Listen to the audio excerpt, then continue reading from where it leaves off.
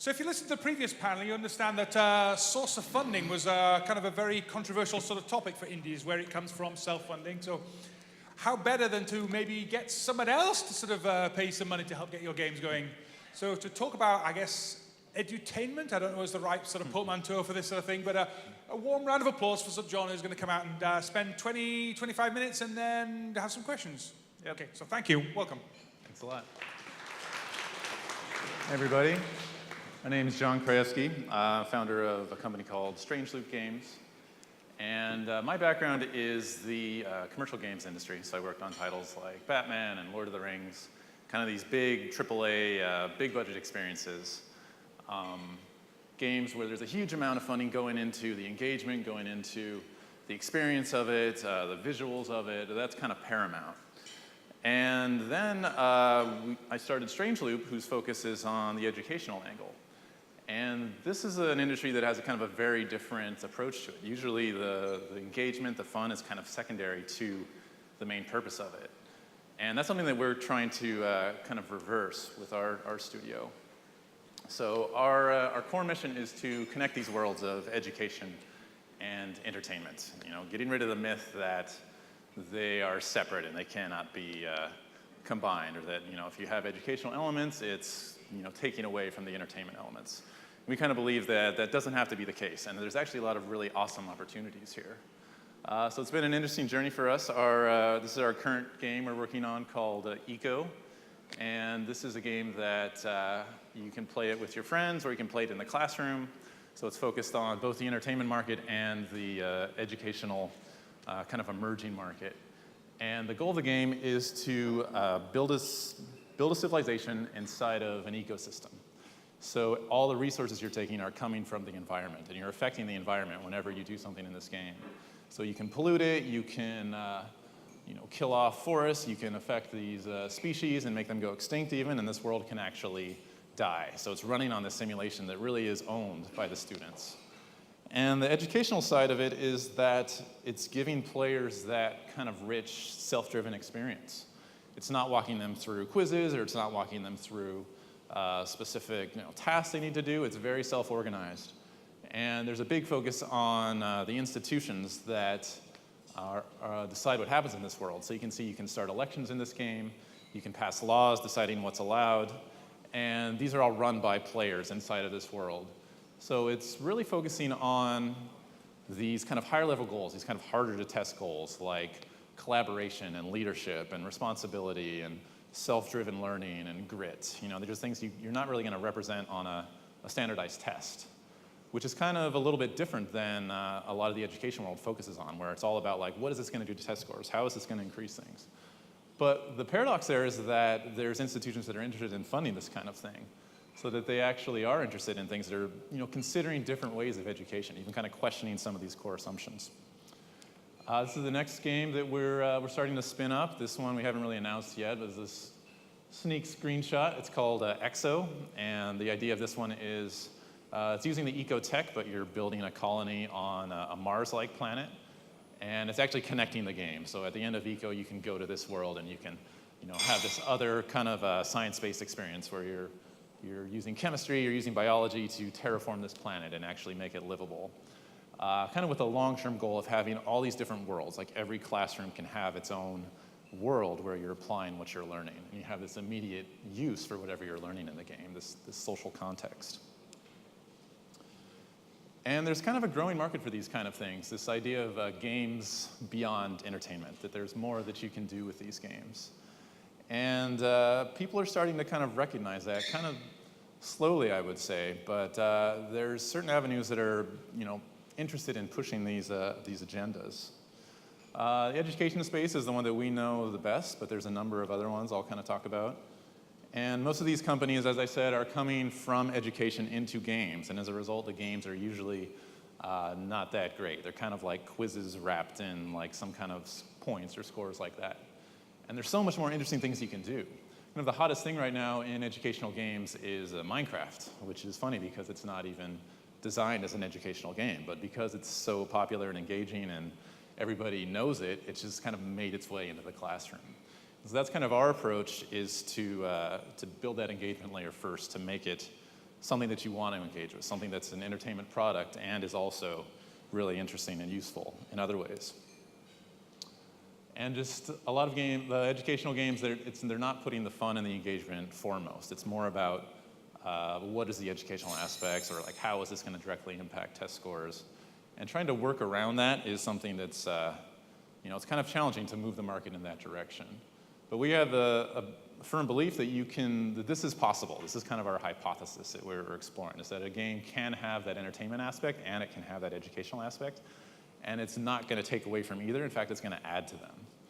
And kind of talk about the term edutainment is one that, it's become kind of so tainted by now of like, oh, that's not entertainment, it's edutainment. It's like a lower below, right? But there's something there that, when connected, just adds so much more to it. And I think my favorite educational game of all time, I would say, is Civilization, which before I played that, I had no interest in history. It was boring. It's just like a bunch of numbers and stuff. But you put in this context of it, you're not like doing tasks or homework in it, but you're in it. And that is just such a valuable thing that you don't usually get directly in education. So these are some of the organizations that are interested in funding games. So all of these have grant programs specifically targeted for companies, not just nonprofits, but for-profit companies. And all of these groups have funded games from smaller studios or larger studios. And there's a huge opportunity here. So we have a few grants. We have a couple from the Department of Education, and National Science Foundation is another one. But these other groups, National Institute of Health, Department of Defense, Endowment for the Humanities, NASA, they're all interested in games and kind of the power of this new medium. And a lot of it comes from they don't really know what games are going to be. So they approach it with this incredible openness for exploration, which is especially awesome for a small studio that's looking to explore. So the programs they use, I kind of get into the details of how these programs actually work. They're called the Small Business Innovation Research Programs. And this is something that Congress has basically said that each of these organizations needs to have this program to support and further research in their field. So they're specifically built for for-profit companies. Their part of the goal is to build a sustainable business to stimulate the economy in addition to doing this research. So it's not a charity in any sense. It's funding that you don't have to pay back, that's non-dilutive, you don't have to share equity or anything. And they expect you to build a business out of it. So it's kind of like the best possible funding you can imagine, which is awesome. And the way they perform the program, they divide it up into 2 phases. So the first phase is kind of the prototype phase, and it usually ranges about $200K, and you get 6 months to build it. And then you deliver a demo, you show them what you did, and if they like what you did, they'll amp it up, they'll give you $1 million for 2 years. And you can kind of have multiple of these grants, and in fact, as you get them, it makes it easier to get the next one. As soon as you prove that you're going to use the money well, they're like, great, we can give you all this money. We've got all this money we need to get rid of. And their main goal is kind of to not be caught wasting it, right?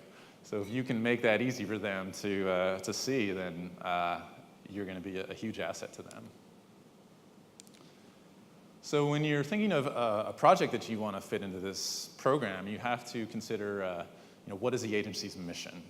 So it does kind of paint a certain box that you need your project to be in. Is it educational? Is it science-based? Is it health-based? But that's such a wide field, and I think within that field, there's so many interesting topics to explore. And their openness is surprisingly large to weird stuff or interesting stuff or different takes on things. Like eco is pretty different from anything that they've funded before, but they were really interested in it and supportive of it. They really want to see an experienced team. So this is the kind of thing that if you have, if it's your second project as a studio or you've kind of had something established already, proving that you can release a product, or you have team members who've been on dev teams before, that really makes a huge difference to them to be able to see that you have that background. And showing these partnerships is also really important. So you typically need a research partner who's going to work with you. And this is where you kind of talk to the academic world, which I'll get into on the next slide. And you need a plan to make money. This is a project that is focused on stimulating the economy. They want to know that whatever you're building is not just a one-off, you're going to turn it into a viable business.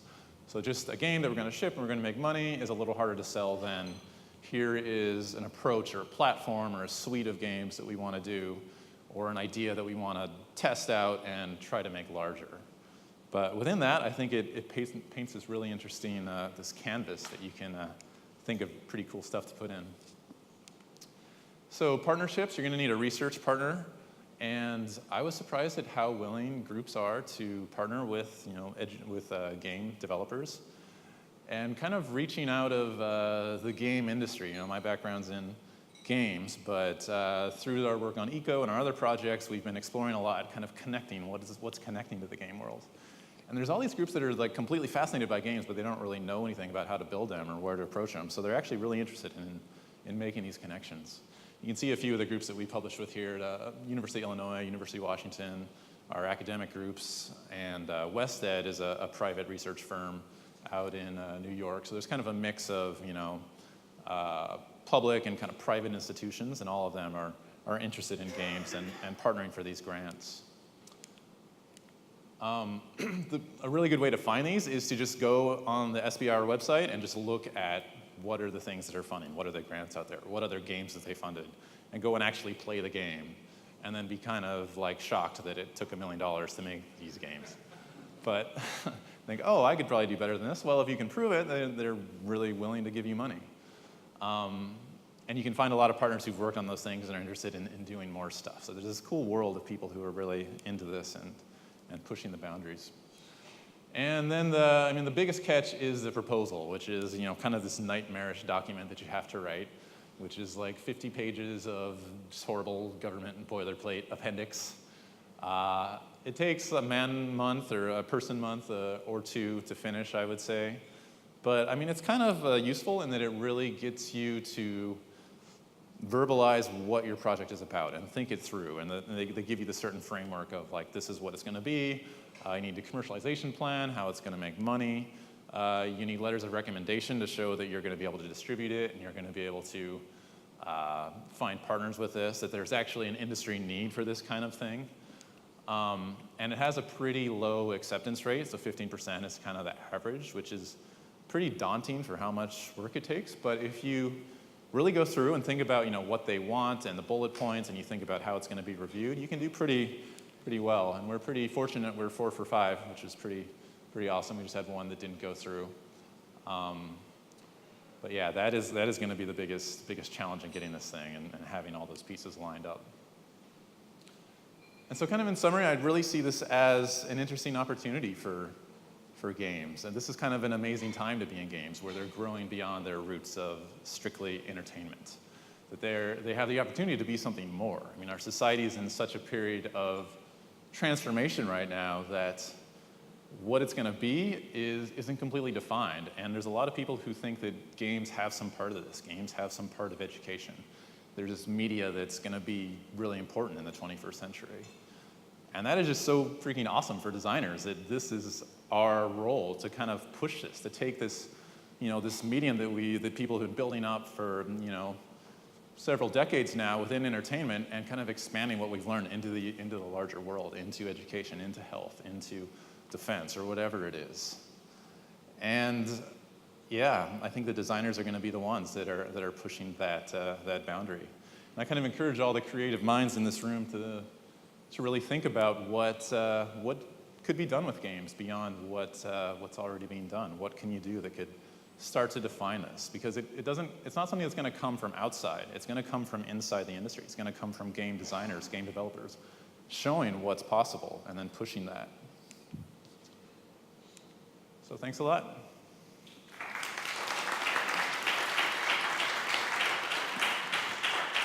So if you have questions for John, please line up. I will start. This truly is a grant. It's free money. Is there any expectation of paying anything back if you're very successful, or do you have to have discounted games to education? You're expected to spend it on what you tell them you're going to spend it on, but besides that, it's they're pretty hands-off on that. So typically they'll want to see that you create a paper, you want to create some kind of academic journal, because that's something that's important to them. So typically the research partners who are really versed in that world can do it. But it's pretty wide open. Go Hiya.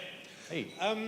I've been in the games industry for 5 years, and one could say that the sort of games that I make are sort of passively educational. It's more like focused on the gameplay first and then wrapping a topic around it. So, my first game was Schrodinger's Cat and the Raiders of the Lost Quark, which was a platformer based on quantum physics, but for kids.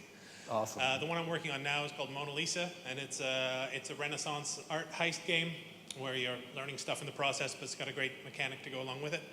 Nice. Do you find that, I noticed in your slides there, when you were talking about the what makes an educational game, your third point on one was a lack of emphasis on fun and engagement. Now, was that in there because what people think about education or a trope of educational games? That's not what you should do. No, exactly. Okay. Kind of the First, I wanted to clarify that was a, second thing is, in your experience making educational games, would you say, first of all, that the word education makes people run? It's very hard to make it sexy. Yeah. And second, do you find there's scope in what you do for subversion or emergence in the games that you make? As in, going against what you should be doing also teaches you something in the meantime.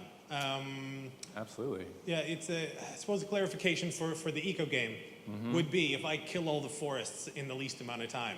Right. What factors will set that in place? So do you, in the case of your games, do you find that it's you get points for doing good things, or is it you learn something no matter what you do in these sandbox type games, if in fact sandbox is what you focus on? Right. I suppose there's kind of two layers there of, the game's objective is to survive in this world, and if you kill it off, you're losing the game. But then at another layer, you're still learning something about it. You're kind of learning about something by destroying it. And so that's certainly a way that we want to support. Like, we want to have those consequences in there.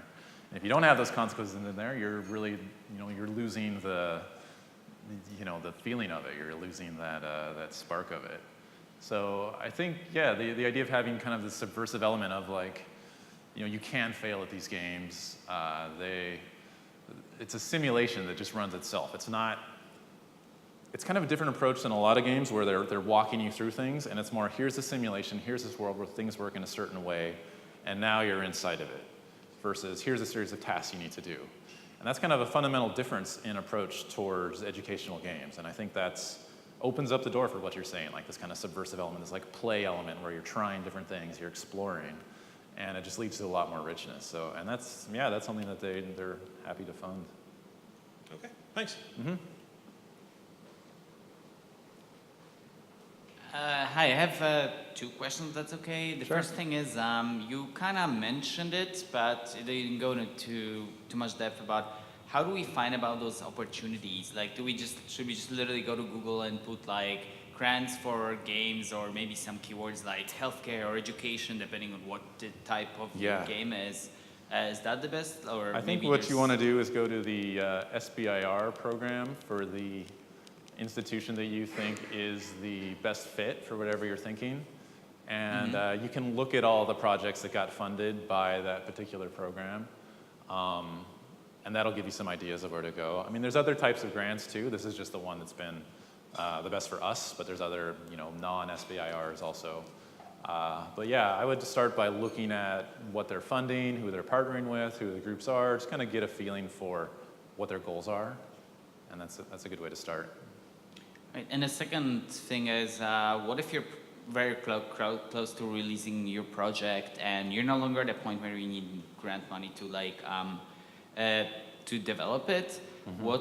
Is there some kind of a advantage you can get with those kind of, all those organizations, maybe partner with them, maybe have them help with marketing, or, give you extra exposure, or embrace the project somehow to help it, when you're past development, but more thinking about the release and the life cycle after the game is out? Yeah, especially if you're thinking of expanding into the existing education system. Grants don't have to start from the ground up. It can be an existing project that you're going to change into something that works in the classroom, or something that, has these other benefits to it. And they're all about adding grants on top of successful projects. You look at some of the projects they have, and they have 30 grants, which is ridiculous. But yeah, I think it actually can make you in a better position if you already have something like that. Yeah, it's you have a proof of concept. Yeah, exactly. Great. Thank you. Yeah, Hi let's. there. So you mentioned that there's a fair amount of work, of paperwork to do the submission.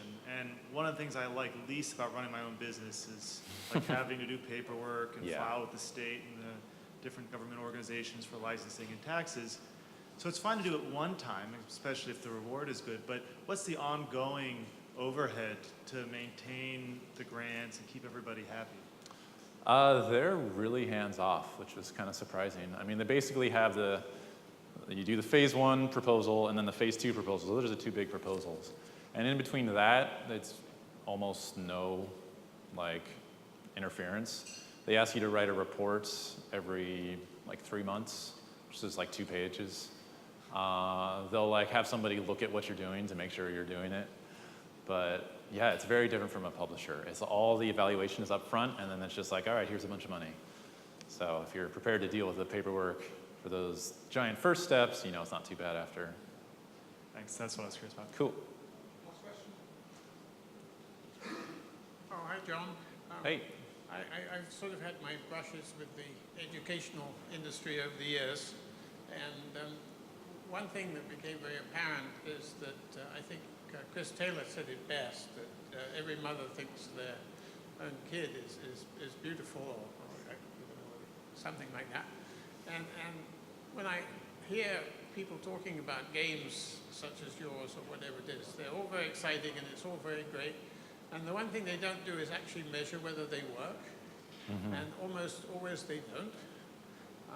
And so I found that rather discouraging to go into, you know, getting these grants. They'll give you money and they'll get all excited about you doing something which doesn't actually educate anybody. Have you ever thought of that angle of it?